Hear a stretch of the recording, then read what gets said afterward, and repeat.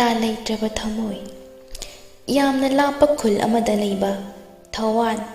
Maram yamna mokpa masak matong yamna phajaba nupa machani. Mama pagi amata pokjaba machani. Amadi mama pana haibe inba machani. Mama pabu yamna nungshijaba yumgi awaba khangba machani. Masida sunattana laikagi miyamna yamna nungshijaba nupa macha amani. Laikagi mi amadasu hangatna wangzadaba lairik tangawdadna layrammi. Nongmadi soidana afawa mi ama ogi khanna awa pagi awawa mayam asi kokhangi khantana laijai. Thawan sangsarshida khwaidagi nungshiba hairabadi mahakki mama pani. Mama pagi mathakta mina wa hangatna nganghaloi haibasi mahakki wasakni. Lairaba oirabasu Thawan schoolda miyamna nungshiba maramokpa nupida karantadaba lairikta thawa yawba mahakki afaba gun mayamsida oja mayamnasu mabu yam nungshirami. Punsigi khongchat kananasu phajinba yadabagum Thawangi punsisu college ki tangkak yaurakhi.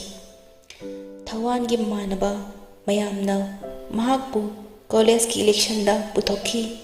Lairik haiba maramok oibana miyamna nungshibiduna Thawan college election da mai pakpa oikhi.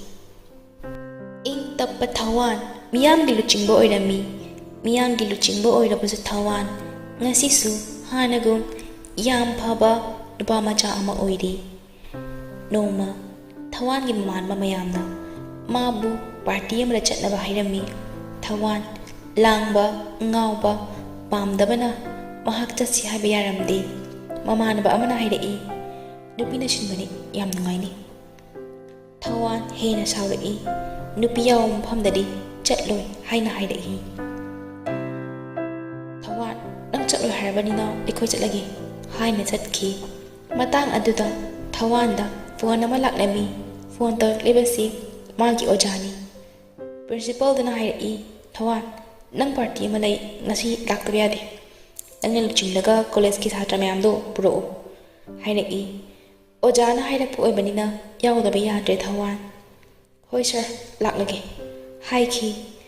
Phone thamkibaga Thawan mamanba mayamdo karaya yaukrabano yenglakpada thongkan yaukibu urammi. Thawana mamanaba mayamdo kauraga ngaikho puna chakminarasi hairami.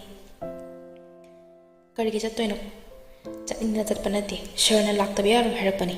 Mi mata lehauba yaroi hairapani. Laktaba kana kana lei lawba chakadabani. Mayam loi chatnakri nang tangaini. Kaina fagi tawraga mayam punna chatkhi. Aidi chakingba natida sirna hairapaduda yadabi chatlibani. Bye nang party yaukhisanuda. Party yaukibadagi hanchi yagadaba nate. Nangdi nongdasu party yaramkiba. Pamdi nakoi party do. Party kai tawdana hojik matamgi naharo singsina mangba yungalakliba. Aidi aikoi khundana hen nungai. Party su tawde yamnasu nungsinai. College loibaga yumda chatlani imaiba unarani khanbada yam nungai. Bye nakoi khundusu nongma lakeko. Laktradi kaino mayam loi laoko. Nakoi party kase tawseba. Mayam nokna party mafam yaurakle. College ki satra mayam amadi oja sing punna party mafamda lairamba ubada Thawan ngakhi. Party da college ki principal lauthorei ngasidagi tina aikhoi college tamlagani. Khudong chadaba amadagi Manipur da tamba tare. Nakhoi mayam tina khangno tino hairami.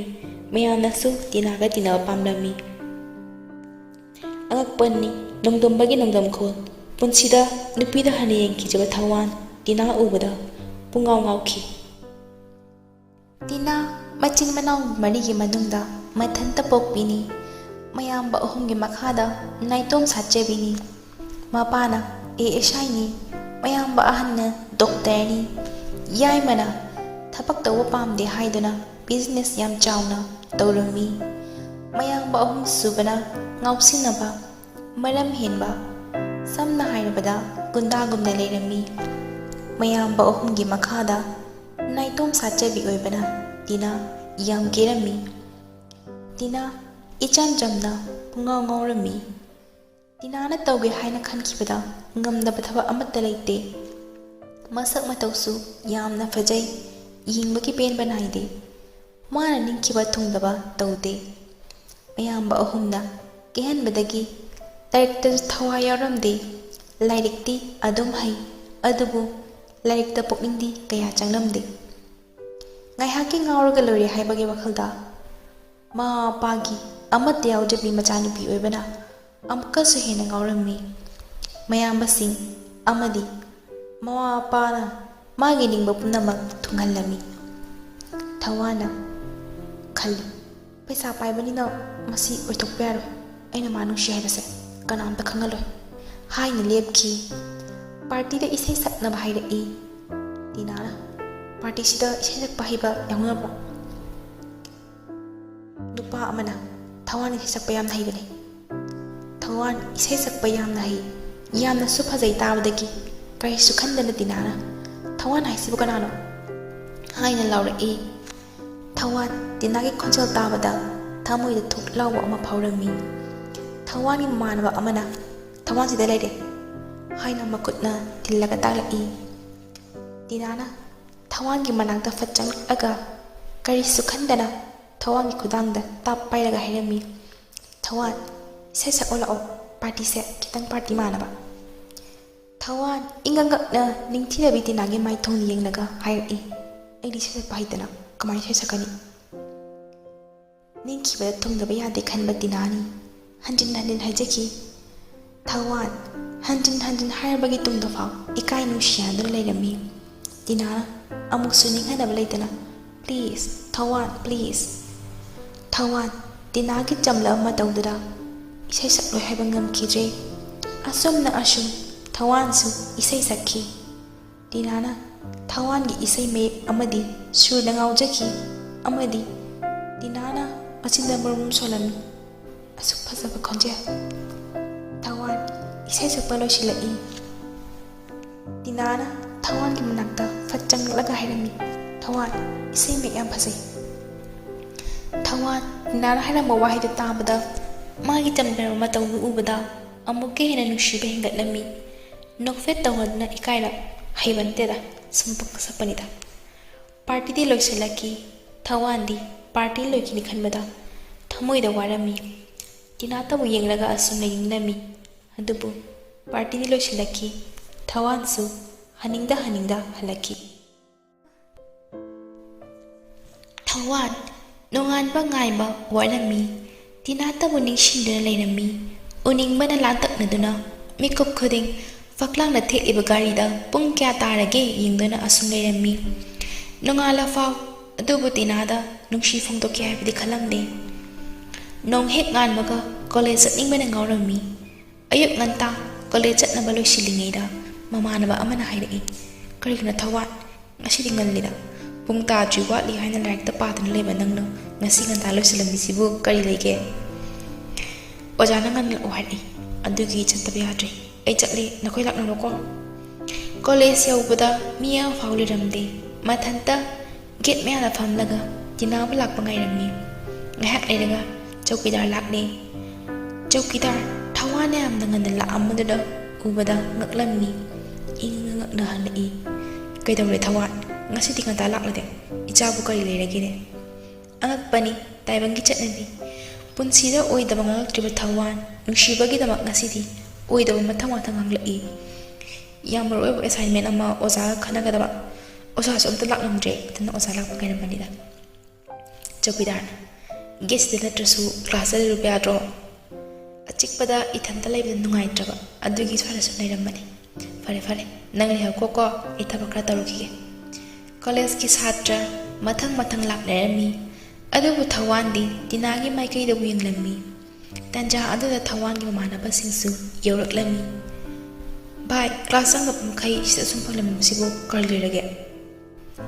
Nakoy miyam lakpa ngairambani. Adil lao changna sidana. Thawan changning da hoy bye. Haina changkri. Makoy punna class na natkirami. Thawan yam wana dinata ngairami. Class da founding namde. Wakhalay ta fam khangnamde. Class hora faw dinala amde. Miyoi khara class ki maikai da lakpa ki khonjal tarami. Thawan khonjal do tabada ꯇꯤꯅꯥ ꯌꯧꯔꯛꯂꯕꯣꯏ ꯅꯤꯡꯗꯨꯅ ꯍꯔꯥꯎ ꯍꯔꯥꯎ ꯌꯦꯡꯊꯣꯛꯂꯝꯃꯤ ꯑꯗꯨꯕꯨ ꯇꯤꯅꯥꯗꯤ ꯌꯥꯎꯔꯝꯗꯦ ꯇꯤꯅꯥꯕꯨ ꯂꯥꯛꯑꯔꯣꯏ ꯈꯟꯗꯨꯅ ꯋꯥꯅ ꯊꯃꯣꯏ ꯁꯨꯞꯅ ꯑꯣꯖꯥꯒꯤ ꯂꯦꯛꯆꯔꯗ ꯐꯥꯎ ꯄꯨꯛꯅꯤꯡ ꯆꯪꯂꯝꯗꯦ ꯇꯟꯖꯥ ꯑꯗꯨꯗ ꯈꯪꯍꯧꯗꯅ ꯊꯣꯡ ꯃꯄꯥꯟꯗꯒꯤ ꯅꯨꯡꯁꯤꯔꯕ ꯈꯣꯟꯖꯦꯜ ꯑꯃ ꯇꯥꯔꯝꯃꯤ May I come in, sir? ꯊꯋꯥꯟ ꯇꯤꯅꯥꯕꯨ ꯎꯕꯗ ꯍꯔꯥꯎꯕꯅ ꯁꯔꯀ ꯌꯧꯕꯒꯨꯝ ꯑꯣꯏꯔꯝꯃꯤ Yes, come in, ꯇꯤꯅꯥ ꯀꯩꯗꯧꯔꯦ ꯊꯣꯛꯂꯛꯂꯗꯤ Sir, traffic jam ꯑꯣꯏꯕ ꯑꯗꯨꯗ ꯈꯔ ꯊꯦꯡꯗꯣꯛꯈ꯭ꯔꯦ Okay, Tina, take your seat. ꯇꯤꯅꯥ ꯀꯔꯤꯁꯨ ꯈꯟꯗꯅ ꯏꯆꯝ ꯆꯝꯅ ꯁꯠ ꯆꯪꯂꯛꯂꯒ ꯊꯋꯥꯟꯒꯤ ꯃꯅꯥꯛꯇ ꯐꯝꯈꯤ ꯊꯋꯥꯟ ꯇꯤꯅꯥꯅ ꯃꯅꯥꯛꯇ ꯐꯝꯂꯛꯄꯗ ꯊꯃꯣꯏꯗ ꯊꯨꯛ ꯂꯥꯎꯕ ꯑꯃ ꯐꯥꯎꯔꯝꯃꯤ ꯍꯥꯏꯐꯝ ꯈꯪꯈꯤꯗꯦ ꯏꯀꯥꯏꯕꯁꯨ ꯐꯥꯎꯏ ꯇꯤꯅꯥꯅ Hi, I'm ꯇꯤꯅꯥ ꯊꯋꯥꯟ ꯏꯀꯥꯏꯕꯅ ꯂꯣꯏꯔꯕ ꯊꯋꯥꯟ ꯏꯪ ꯇꯞꯅ ꯌꯥꯝ ꯃꯦꯡꯕ ꯈꯣꯟꯖꯦꯜꯗ ꯍꯣꯏ ꯑꯩ ꯈꯪꯖꯩꯗ ꯑꯣ ꯅꯪ ꯄꯥꯔꯇꯤꯗ ꯏꯁꯩ ꯁꯛꯂꯝꯕ ꯊꯋꯥꯟ ꯆꯨꯝꯃꯤꯀꯣ ꯇꯕꯥꯔꯕ ꯇꯤꯅꯥꯒꯤ ꯆꯤꯟꯕꯥꯜꯗꯒꯤ ꯊꯣꯛꯂꯛꯄ ꯋꯥꯍꯩꯗꯨꯕꯨ ꯇꯥꯔꯒ ꯇꯨꯃꯤꯟꯅ ꯂꯩꯕ ꯁꯥꯗꯨꯅ ꯇꯨꯃꯤꯟ ꯂꯣꯠꯅ ꯇꯤꯅꯥꯒꯤ ꯃꯥꯏꯊꯣꯡꯕꯨ ꯌꯦꯡꯗꯨꯅ ꯑꯁꯨꯝ ꯂꯩꯔꯝꯃꯤ ꯊꯋꯥꯟꯅ ꯍꯣꯏ ꯆꯨꯝꯃꯤ ꯑꯩ ꯀꯣꯂꯦꯖꯁꯤꯗ ꯀꯅꯥꯝꯇ ꯃꯁꯛ ꯈꯪꯅꯗꯦ ꯑꯗꯨꯅ ꯅꯪ ꯑꯩꯒ ꯃꯔꯨꯞ ꯑꯣꯏꯁꯤ ꯌꯥꯔꯦꯀꯣ ꯍꯣꯏ ꯋꯥ ꯉꯥꯡꯕ ꯉꯝꯗ꯭ꯔꯦ ꯇꯤꯅꯥꯅ ꯃꯅꯥꯛꯇ ꯐꯝꯖꯤꯜꯂꯛꯄꯁꯤꯗ ꯏꯀꯥꯏꯕꯅ ꯍꯥꯏꯐꯝ ꯇꯧꯐꯝ ꯑꯃꯠꯇ ꯈꯪꯂꯝꯗꯦ ꯑꯗꯨꯕꯨ ꯇꯤꯅꯥꯒꯤ ꯅꯤꯡꯊꯤꯅꯕ ꯌꯦꯡꯕꯒꯤ ꯄꯦꯟꯕ ꯅꯥꯏꯗ꯭ꯔꯕ ꯁꯛꯇꯝꯗꯨꯕꯨ ꯃꯤꯆꯤꯟꯅ ꯇꯨꯃꯤꯟ ꯂꯣꯟꯅ ꯌꯦꯡꯗꯨꯅ ꯁꯨꯝ ꯂꯩꯔꯝꯃꯤ ꯇꯤꯅꯥꯅ ꯈꯜꯂꯤ ꯁꯤꯗꯤ ꯄꯨꯔꯥ ꯕꯦꯔꯥꯅꯤꯅ ꯑꯩꯅ ꯋꯥ ꯉꯥꯡꯂꯤꯕ ꯑꯗꯨꯒ ꯃꯥꯅ ꯈꯨꯝꯅꯤꯡꯗꯕꯒ ꯇꯧꯗꯅ ꯈꯪꯅꯤꯗꯅ ꯉꯁꯤꯗꯤ ꯁꯥꯎꯔꯞꯅ ꯑꯀꯟꯕ ꯈꯣꯟꯖꯦꯜꯗ ꯑꯣ ꯊꯋꯥꯟ ꯅꯣꯏ ꯀꯣꯂꯦꯖ ꯑꯁꯤꯒꯤ ꯃꯔꯝꯗ ꯈꯔꯗꯤ ꯍꯥꯏꯌꯨꯗꯅ ꯀꯔꯤ ꯌꯥꯕꯅꯣ ꯀꯔꯤ ꯌꯥꯗꯕꯅꯣ ꯍꯥꯏꯕꯗꯣ ꯑꯁ ꯀꯩ ꯍꯥꯏꯗꯣꯏꯅꯣ ꯍꯥꯏꯁꯦ ꯊꯋꯥꯟ ꯅꯪꯗꯤ ꯌꯥꯝ ꯊꯤꯅ ꯄꯪꯉꯤꯅ ꯑꯩꯅ ꯍꯥꯏꯕꯗꯤ ꯀ꯭ꯂꯥꯁ ꯌꯥꯎꯗ꯭ꯔꯁꯨ ꯌꯥꯒꯗ꯭ꯔꯥ ꯍꯥꯏꯕꯅꯤ ꯇꯨꯃꯤꯟꯅ ꯃꯆꯤꯟꯗ ꯃꯔꯨꯝ ꯁꯣꯜꯂꯤ ꯀꯗꯥꯏꯅ ꯁꯤꯗꯤ ꯀ꯭ꯂꯥꯁꯇꯤ ꯌꯥꯎꯕꯅ ꯐꯗ꯭ꯔꯣ ꯌꯥꯎꯗ꯭ꯔꯒꯁꯨ ꯀꯩꯁꯨꯕꯨꯗꯤ ꯀꯥꯏꯗꯦ ꯂꯦꯛꯆꯔ ꯌꯥꯎꯗꯕ ꯍꯥꯏꯕꯁꯤ ꯑꯩꯈꯣꯏ ꯃꯥꯡꯖꯕꯅꯤ